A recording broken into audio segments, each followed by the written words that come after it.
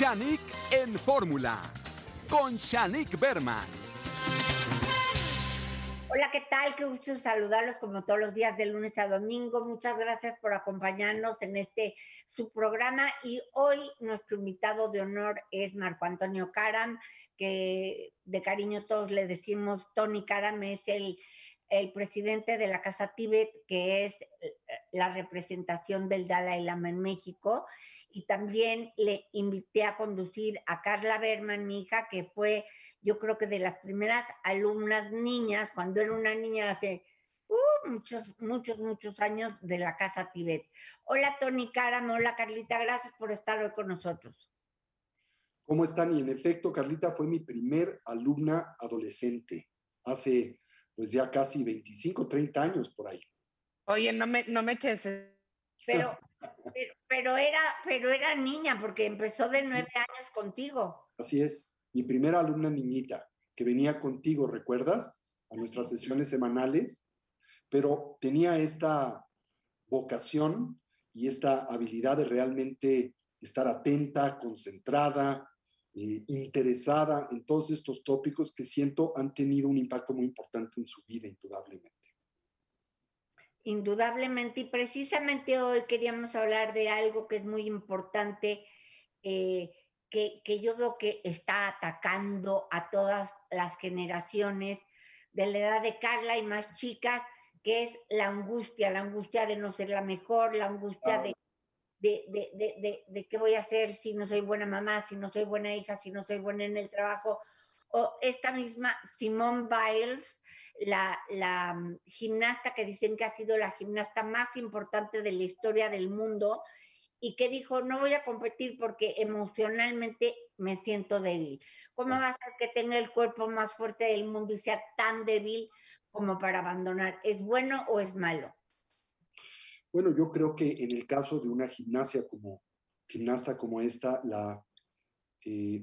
el poder reconocer la condición por la que transita y tener la integridad para poder decir, no me encuentro, ¿verdad?, en una condición y circunstancia emocional y psicológica lo suficientemente poderosa y equilibrada para, por ejemplo, participar en la presión que implican los Juegos Olímpicos. Yo creo que honestamente es una acción de enorme valentía la que yo celebro y realmente reconozco en una persona como ella.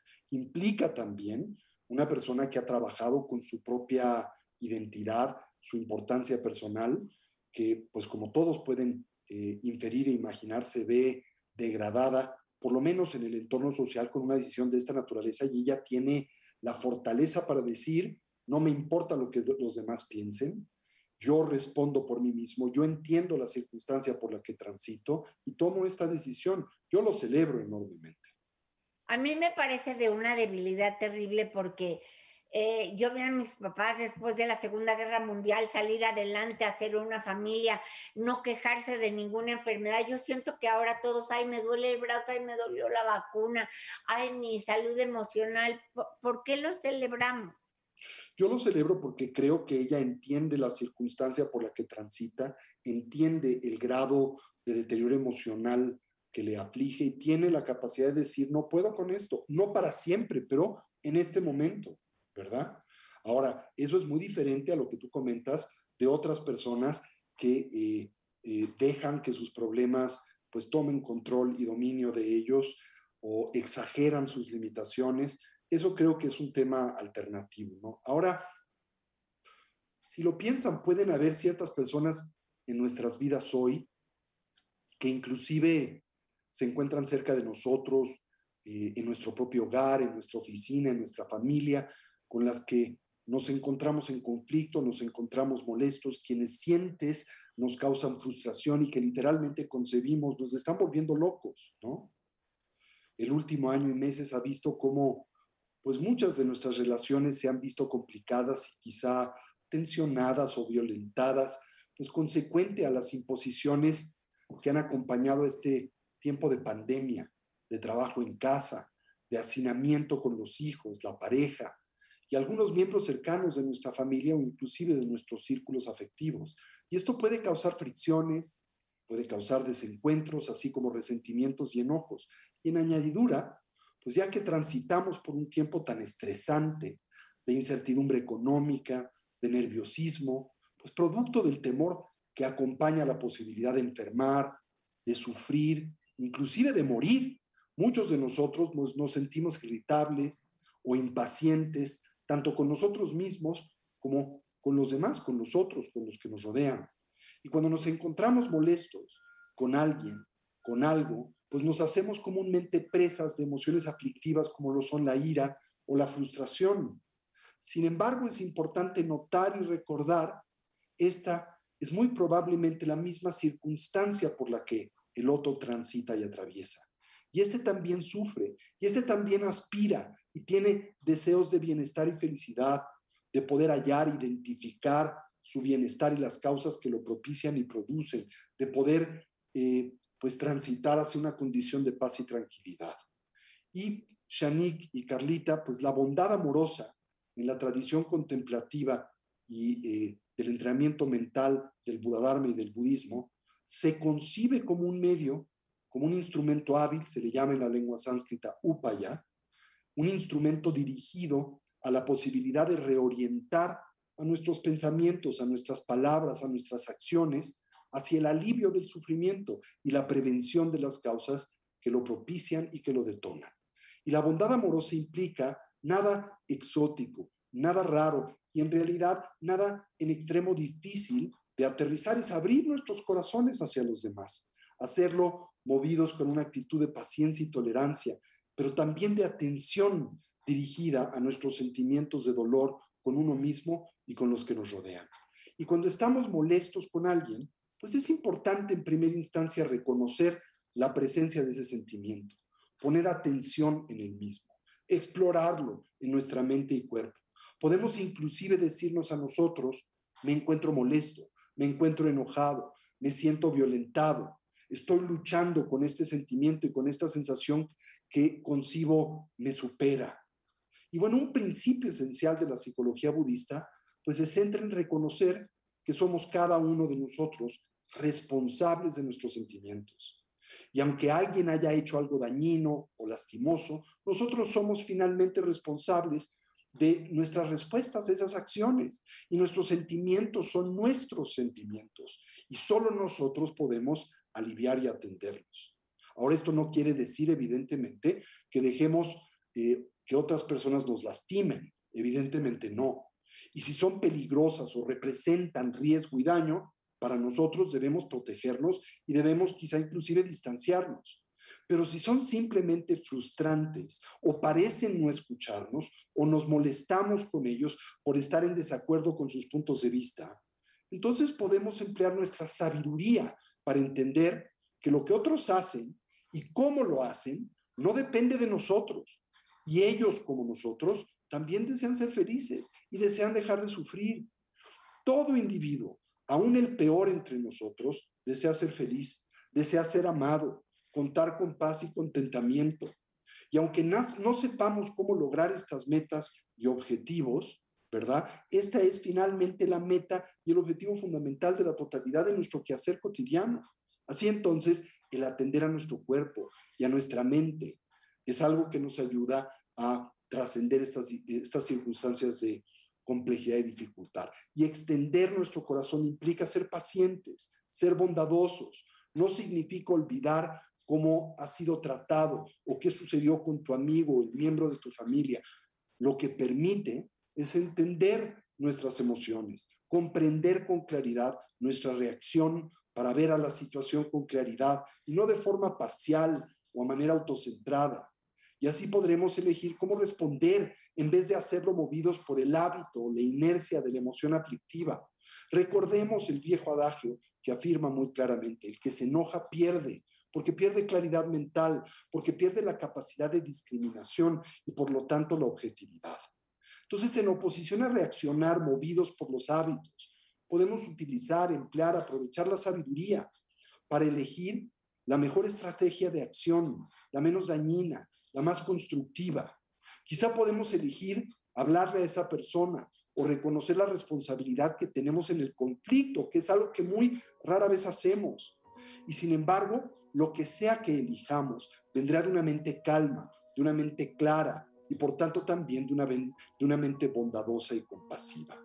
Así que estos son elementos que siento son muy importantes de tener presente en el quehacer de la vida cotidiana. No olvidar, como lo hemos discutido tantas veces, Shani, que somos responsables de no el mundo al que nos vemos expuestos, pero de la respuesta que tenemos a ese mundo al que nos vemos expuestos, que nuestros sentimientos nos pertenecen, que los demás no los detonan, los influencian, pero somos nosotros los que finalmente, consciente o inconscientemente, elegimos reaccionar de una u otra manera en la vida. ¿Sí? Tony, nos vamos a tener que ir a un corte, pero yo quiero regresar es que a veces da mucho miedo eso que dices, porque entonces tienes que asumir total responsabilidad, ¿no? Es más fácil decir, mis hijas me hicieron enojar porque se portaron mal. Regresamos con eso, nos vamos a un corte y ya volvemos.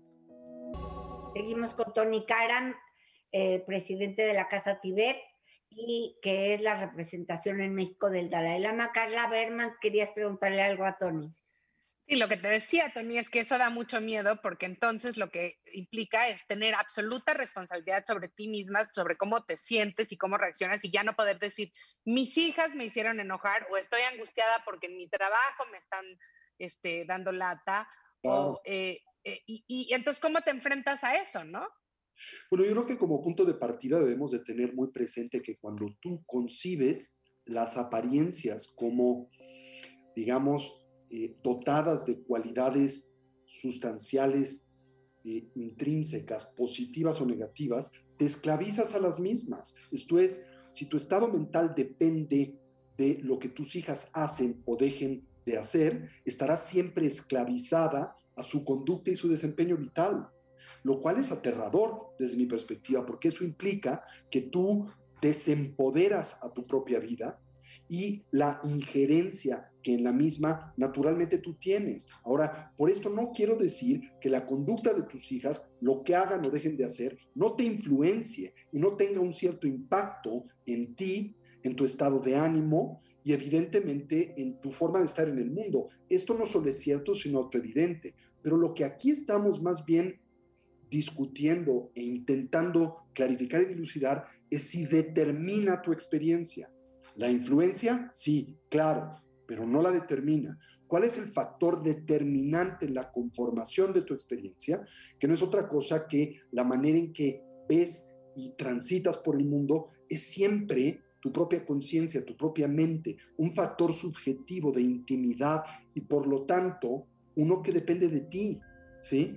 Yo determino cómo interpretar una condición y circunstancia y por lo tanto cómo quiero transitar la misma. Siempre doy el ejemplo de un libro.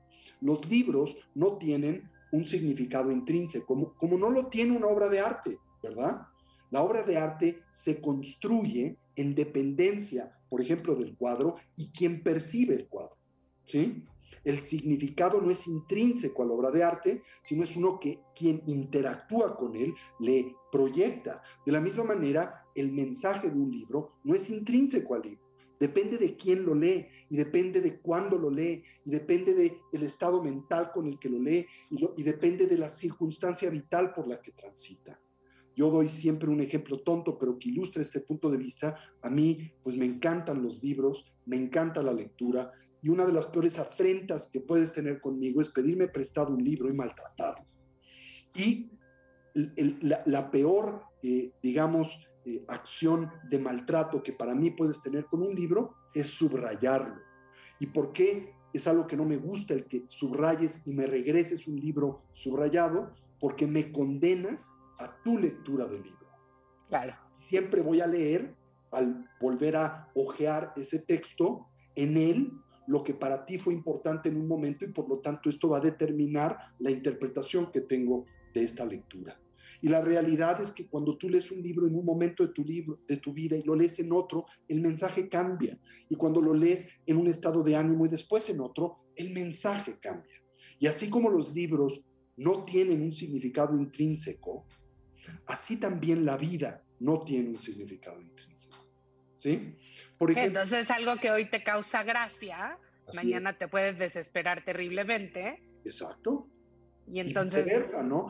la que tiene que controlar sus emociones eres tú. O de recodificar tu interpretación de los eventos vitales para que propicien y detonen emociones no aflictivas, sino constructivas, ¿no? El día de ayer estaba en la cocina de tu casa, ¿verdad? Y estaba como patín del diablo a la mitad de la cocineta de mi casa, ¿no? Y siempre mi hija pequeña me deja ese patín del diablo por todos lados de la casa y me molesta, ¿no? Y le digo a mi mujer, ya estoy harto de este patín del diablo, pongámoslo en algún lugar. Y me dice, Tony, piensa, ¿cuántos años te quedan del patín del diablo de tu hija en la casa? ¿Sí? Que luego lo vas a extrañar. Luego lo vas a extrañar, porque cuando tus hijas crezcan no te van a decir ni los buenos días, ¿no? Y pensé y automáticamente cambió mi punto de vista y naturalmente el patín del diablo dejó de molestarme, ¿no?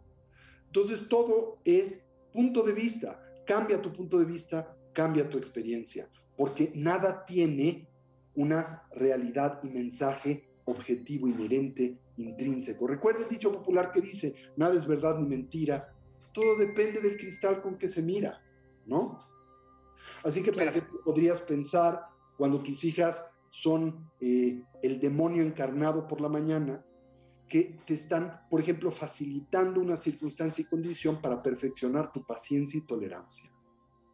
Y la paciencia y tolerancia son cualidades humanas que todos necesitamos para crecer y evolucionar, y ellas te aportan la insuperable condición para refinar ese comportamiento esencial para el crecimiento y el desarrollo evolutivo. Así que dejan de ser un objeto de molestia y ahora se convierten en un instrumento de desarrollo y crecimiento. ¿Sí? ¿Y qué cambió? No cambiaron tus hijas, no cambió lo que hicieron o dejaron de hacer, pero simplemente cambió tu punto de vista. Decía Arquímedes, dame un punto de apoyo y moveré el mundo. Y decía el Buda, cambia tu punto de vista, cambiarás el mundo. Y es mucho más fácil que intentar literalmente cambiar el mundo. Porque hay tantas cosas en el mundo que no dependen de ti, sobre las que tú no tienes injerencia, que tú no puedes manejar y que vas a desgastarte, ¿verdad? Al grado de la locura intentándolo. Pero sí puedes cambiar tu punto de vista. Y cuando cambias tu punto de vista, curiosamente, cambia el mundo, porque cambia cómo a ti aparece. ¿Y qué es lo que sabemos del mundo? Simplemente la manera en que lo concebimos e interpretamos. No vemos las cosas como son, sino las vemos como somos. Como somos. ¿No es cierto? Tony, precisamente hablando de eso, bueno, nos encontramos, ¿qué hay que hacer cuando te encuentras en una encrucijada de negociación? Hazte de cuenta, yo que tengo varios trabajos porque todos me pagan poco y que de pronto te digan, pues ya no puedes trabajar en eso porque es conflicto de intereses, pero realmente no le estás quitando nada al otro porque es en otros horarios. ¿Cómo pelear? Por eso es lo mismo que cuando el marido te dice, ya no quiero que trabajes porque ahorita los niños se portan mal, entonces tienes que estar más aquí, o para qué vas a la clase de budismo si ya sabes que vamos a irnos a Acapulco cada jueves. ¿Cómo negocias? Pues yo creo que como punto de partida uno tiene que explorar y dilucidar qué es negociable y qué no es negociable en la vida. Y si hay alguien al que esto le tiene que ser del todo cristalino y claro, es a uno mismo. ¿Qué en el contexto de mi vivir son cosas que yo puedo negociar? ¿Y qué otras entre estas no son negociables? ¿Verdad? Y cuando descubres, cuando clarificas esa temática vital, entonces al sentarte en la mesa de negociación, que puede ser en la empresa o con la familia, pues sabes cuáles temáticas de tu quehacer cotidiano son unas que puedes estirar o que puedes adaptar o que puedes negociar y otras que simplemente no lo son. Y eso te da la certeza y la confianza necesaria para entrar en la negociación con la fortaleza que realmente necesitas. Y también con la posibilidad de decir, ¿y por qué no? Si esto se desea negociar y no es negociable para mí, me levanto de la mesa de negociación. ¿Sí? Estas son mis propuestas, esta es mi frontera, estos son, ¿verdad?, los temas que para mí no son negociables. ¿sí? Sí, que es como si alguien te dice, yo en las horas de trabajo no quiero que vayas al baño. Pues no es negociable, ¿no? Punto, ¿sí? Y si en este entorno laboral esto es algo que no puede respetar y entenderse, no es el entorno laboral para mí, punto, ¿sí? Ahora, habiendo dicho esto, pues también que si es negociable, porque a veces eso es algo que ni siquiera es claro para nosotros, ¿verdad? Es que Claro, si las quieres ganar todas, está No chido, puedes ganarlas todas. primero tiene que ser claro para ti cómo expresarlo, porque a veces con expresarlo diferente ya se arregla. ganas mucho. Así es, en efecto. Y algo que esto que dice Carla, esta angustia siempre de cómo no voy a poder ser la mejor mamá si soy la que mejor trabaja. ¿Se pueden hacer las dos cosas? Dices de trabajar y tener una vida personal al mismo tiempo. Yo Familiar. creo que no puedes hacer todo al mismo tiempo, pero tampoco es necesario ser la mejor en todo, ¿verdad? Más hoy en día en el mundo en el que vivimos, en donde la economía muy a menudo obliga a que los miembros de la casa todos tengan alguna actividad laboral, o en esta generación del Me Too, donde yo también pienso que la mujer tiene que tener una actividad laboral para poder tener independencia y no ser dependiente. Y creo que la libertad empieza con la libertad económica, ¿sí? Entonces, bueno, hacer lo mejor que puedas, pero tratar de tener, por ejemplo, quizá una actividad laboral que también te genera y da espacio para tener una actividad familiar. Eso quiere decir que igual no tienes el mejor trabajo o el trabajo más productivo, más remunerativo, pero sí uno que te permite también tener familia, ¿verdad? Así es uno que te permite también tener familia. Nos vamos a un corte y seguimos con Marco Antonio Karam. No se vayan, ya volvemos. Marco Antonio Karam, presidente de la Casa Tíbet, representante del Dalai Lama en México, estabas diciendo que tú no puedes responsabilizarte de lo que te hace el mundo, pero sí te tienes que responsabilizar de lo que tú sientes cuando el mundo actúa así contigo. Te voy a poner un ejemplo. Si en tu trabajo te dicen, claro, es que no estás poniendo suficiente atención, te estás volviendo flojo porque como tienes a tus hijas o tienes a tu marido o tienes un nuevo novio, tienes otro trabajito y le estás echando flojera, eso duele, ya no me estás sirviendo. Entonces tú dices que yo me tengo que responsabilizar de no sentirme mal con eso. ¿Cómo le hago?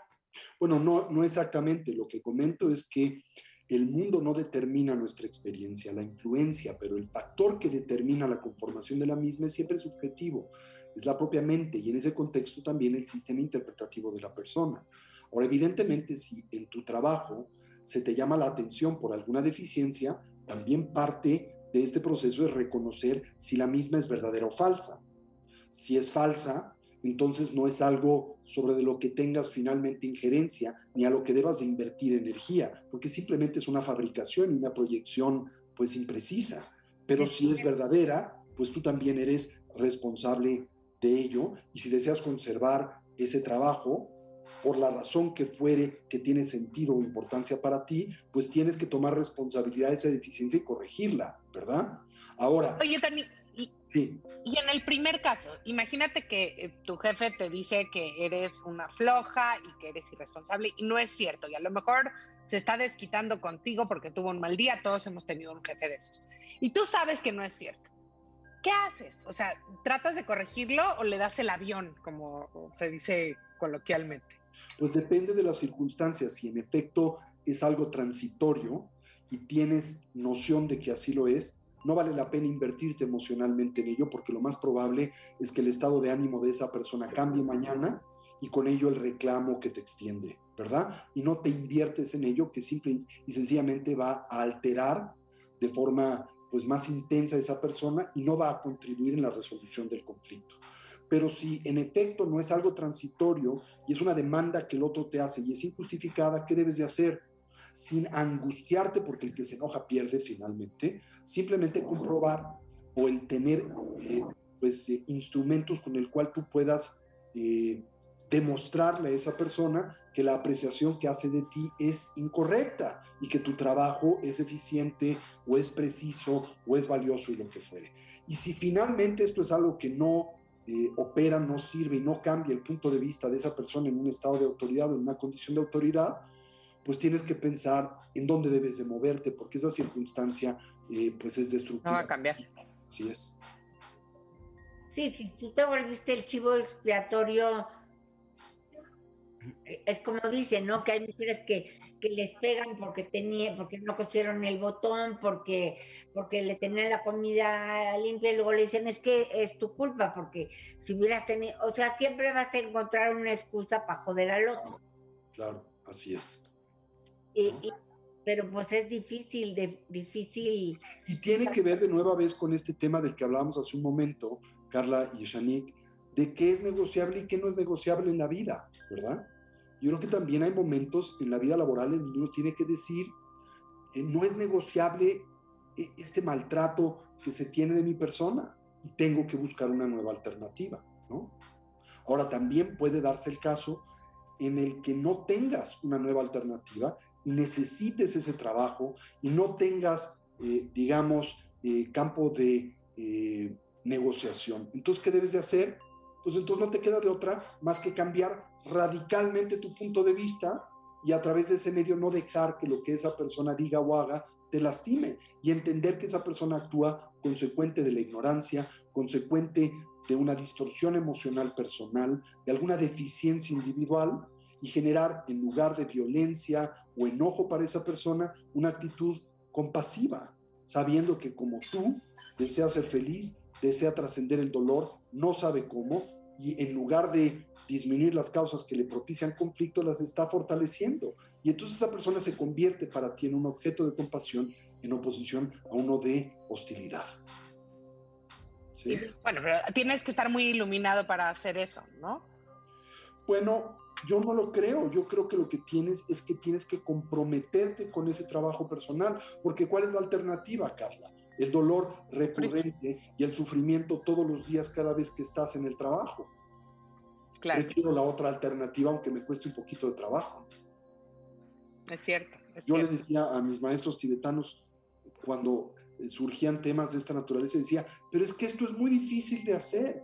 Y me decían, sí, es muy difícil de hacer, pero es más difícil vivir como vives. O sea, considera la alternativa. Y la alternativa es dolor y conflicto recurrente e incontrolable en tu vida. Ahora, si quieres vivir así, pues llégale, ¿no? Pero si no quieres vivir así, tienes que tomar responsabilidad de tu vida. Y dentro de la responsabilidad de tu vida, de tus sentimientos y la manera en que interpretas al mundo con el que vives. Exacto, tienes que decidir. Y también, como tú dices, a veces ofrendar la victoria, decir, bueno, esta persona está de mal humor porque tampoco a él le han salido las cosas que quería, se está desquitando conmigo, que a mí no me salgan las cosas como yo quiero. Claro, como yo digo a veces, ¿no? Si tienes conciencia de que vas a morir y que no sabes cuándo es que esto acontezca, y en efecto podría ser hoy, ¿qué más da quien lave los platos?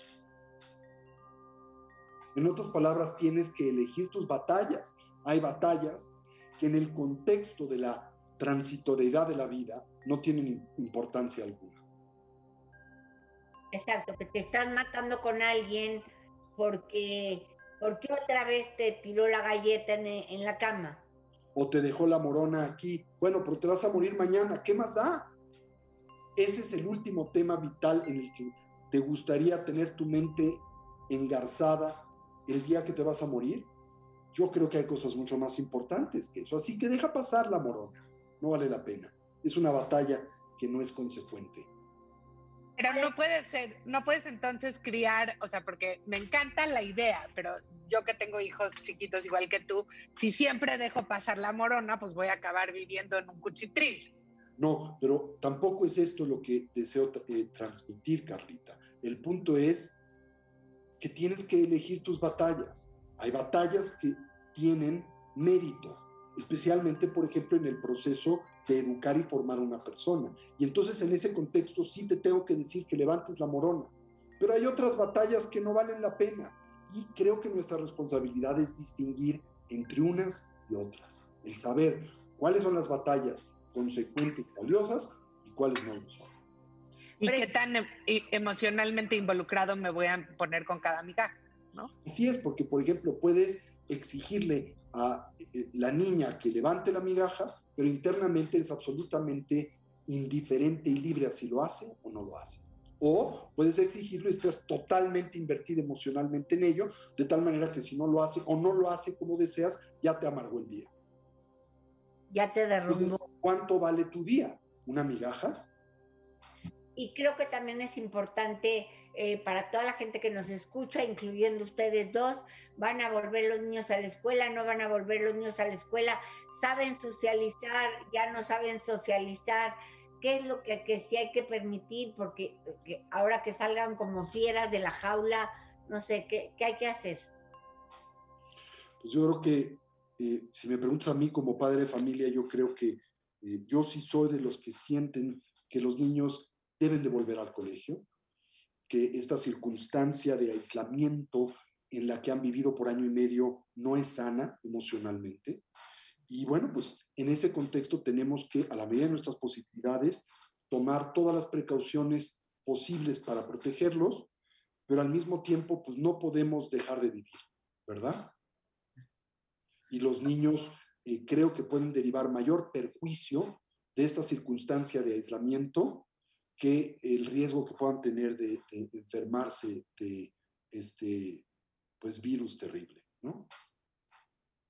Así es como dices, da miedo salir porque qué tal si te asaltan, pero pues no puede, me acuerdo de una anécdota que contaste que a un señor le dio terror salir porque tenía pánico que lo secuestraran, que lo asaltaran y que puso una valla eléctrica y que puso cajas fuertes y que un día llegó alguien que quería robarlo y que dinamitó la entrada y de todas maneras entró y lo robó. O sea, cuando te va a tocar, Tony. Yo creo que sí. ¿Por Yo qué creo no que... me contestas al volver del corte? Muy bien. Cuando te toca, o te puedes cuidar de que no te toque, ya volvemos.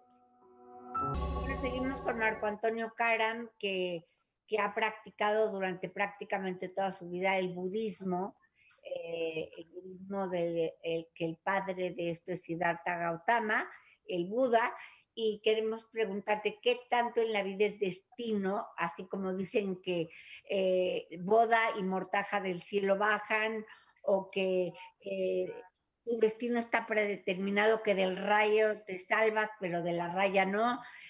¿Hasta dónde tu destino lo haces tú y hasta dónde realmente ya está predeterminado?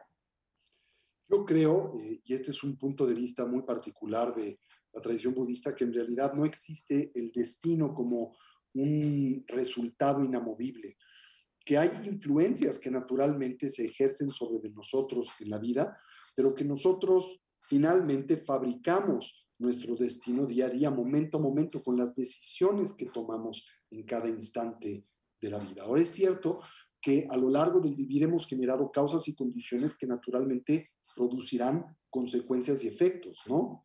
Y si nosotros no hacemos nada para alterarlas, lo más probable es que estos efectos se manifiesten, ¿sí? Pero si en efecto hacemos algo para alterarlas, podemos cambiar y transformarlas. Así que desde esa perspectiva no hay nada definitivo en la vida.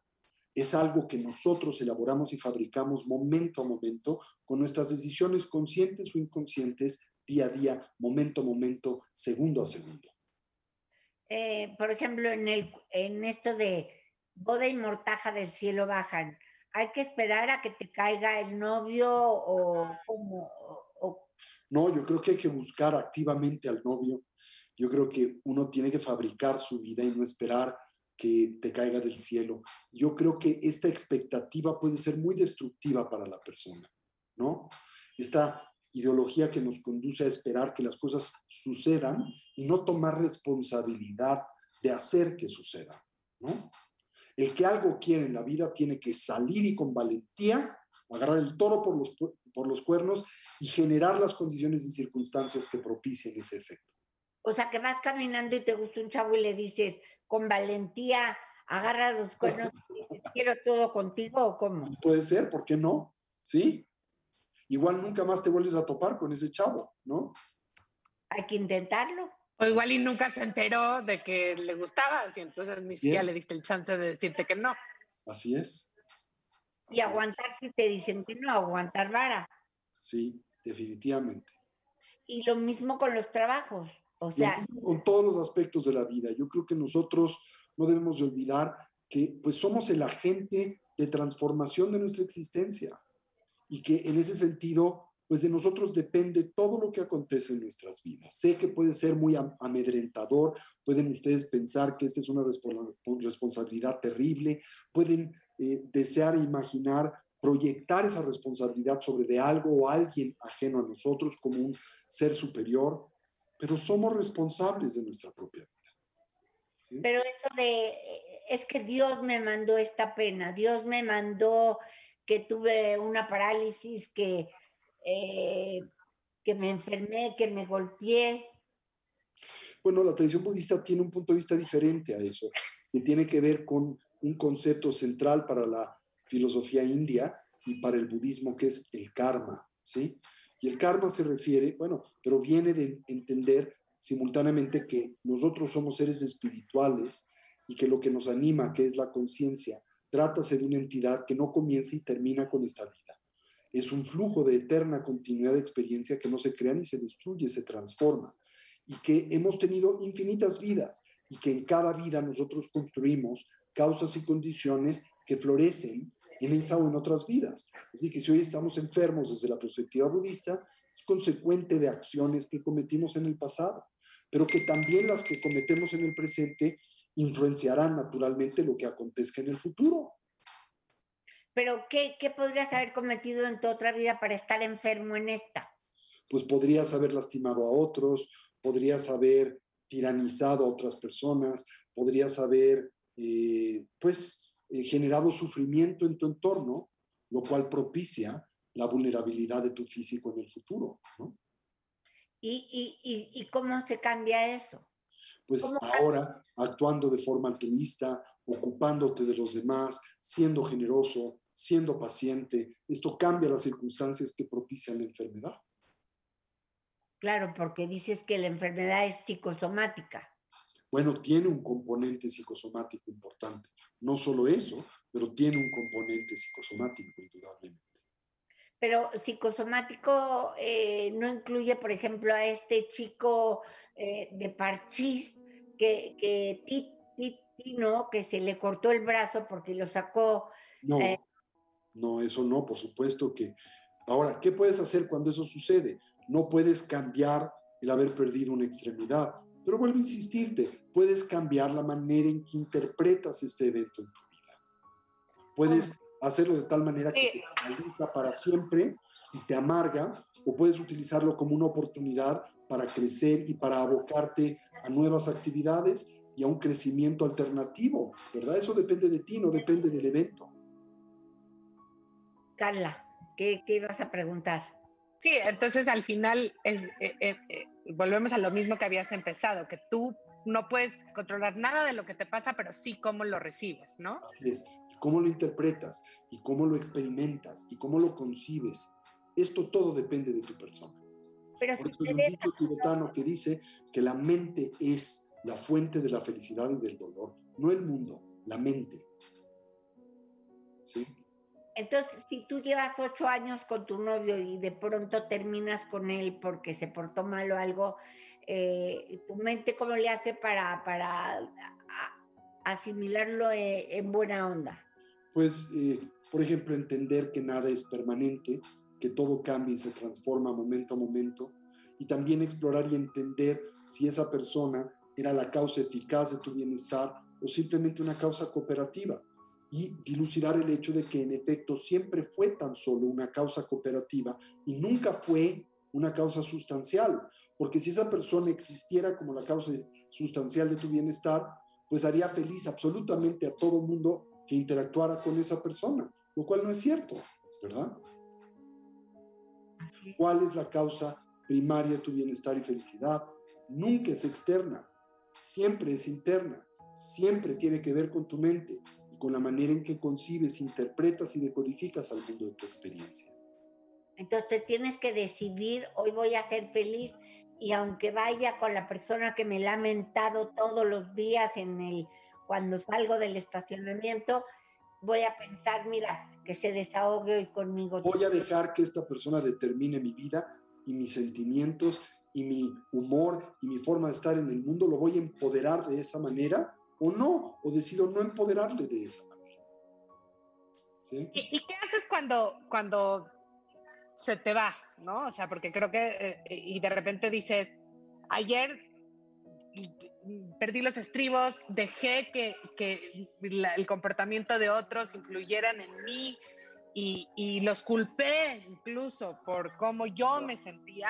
Lo reconoces, Carla, generas una actitud de bondad compasiva para ti mismo, sabiendo que tú eres una persona en el camino propio del desarrollo evolutivo, que no eres alguien que ha actualizado la meta del mismo, y te ves y te envías a ti mismo una energía de bondad, de compasión y de tolerancia, y te determinas a reintentar este esfuerzo de nueva vez el día de hoy. En la tradición budista se dice que el héroe no es la persona que no se cae, sino es la persona que al caerse tiene la capacidad de levantarse. ¿Sí? Entonces no es que no hierres, pero que tienes la capacidad de corregir e intentarlo de nuevo vez. ¿Ok? Pero tampoco destruirte porque te equivocaste. Claro, porque estás en el camino y no eres alguien totalmente despierto, lúcido, actualizado. Y bueno, estás en el sendero y tenerte esa tolerancia a ti mismo. ¿Sí? Y todo esto se logra el primer paso con la meditación, que es poner atención a tu respiración. Poner la atención, vivir en el presente, ser consciente de lo que haces, piensas y dices. En el presente, ya no pensar, es que por qué corté al novio, por qué no tomé el trabajo, por qué no rechacé el trabajo. Lo que pasa es que el presente ya no es, ya desapareció, el pasado ya no es, y el futuro todavía no es. Finalmente, lo único que existe es el presente. Y porque no vivimos en el presente, no vivimos en la realidad, siempre estamos en otro lado, ¿verdad? O en el futuro o en el pasado. Pero el futuro y el pasado no existen, lo único que existe es el presente. ¿Sí? Y esa es la forma también de combatir la angustia.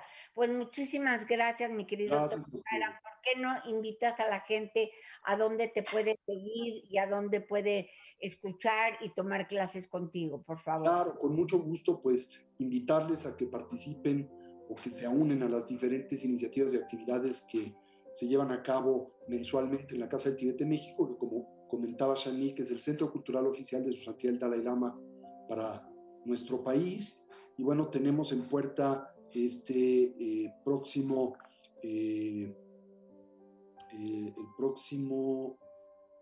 sábado 4 y domingo 5 de septiembre, nuestro seminario de introducción a la teoría y práctica del budismo tibetano en busca de la felicidad genuina.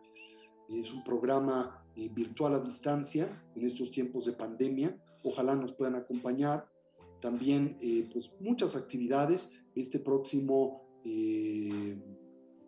sábado 28 y domingo 29 de agosto tendremos al venerable Anyen Rinpoche, quien es uno de los grandes maestros de la tradición tibetana, quien va a dar un seminario en torno a lo que implica convertirse en un genuino practicante espiritual. Y esto, bueno, pues también será en formato virtual. Pueden consultarnos en la página web de Casa Tibet, www.casatibet.org.mx.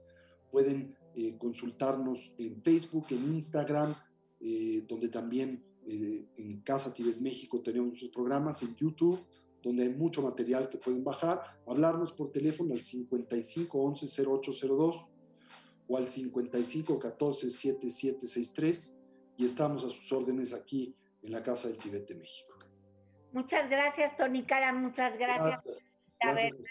Muchas gracias a todo mi equipo ahí que está presencial, a Pam y a todo el equipo, y muchas gracias sobre todo a ti que nos haces el favor de escucharnos y de vernos de lunes a domingo. Gracias, Tony Karam, como siempre. Un placer siempre. Un abrazo a las dos. Gracias. Bye. Chao.